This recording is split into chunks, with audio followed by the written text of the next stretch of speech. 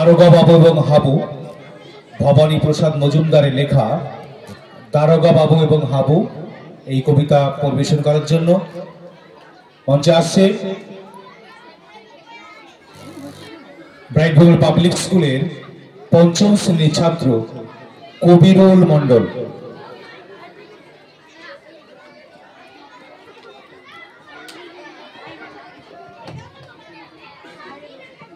আসসালামু আলাইকুম। আমি আপনাদের সামনে একটি কবিতা পরিবেশন করব।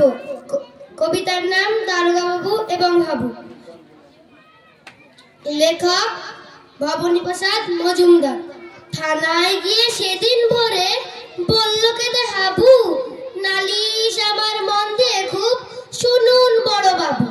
চারজন ভাই আমরা একটা ঘরে থাকি, দুঃখে আমি সারাদিন রাত ভগবানকেই রাখি। বর্দা ঘরেই 7টা বেড়াল, পোষেন ছোট বড়, মেজদা পোষেন 8টা কুকুর। যতই বারণ করো শেষদা পাগল 10টা ছাগল, রাখেন ঘরে বেঁধে, গন্ধে তাদের প্রাণ যায় যায়। মরছি কেঁদে কেঁদে, দারোগা বাবু বললে হাবু, তোমরা কি সব ভুলো? সদাই খুলে রাখবে ঘরের জানালা দরজাগুলো। শুনেই হাবু বেজায় কবে বলল করুণ সুরে, 150 পোষা পায়রা আমার যাবে যে সব উড়ে। আসসালামু আলাইকুম।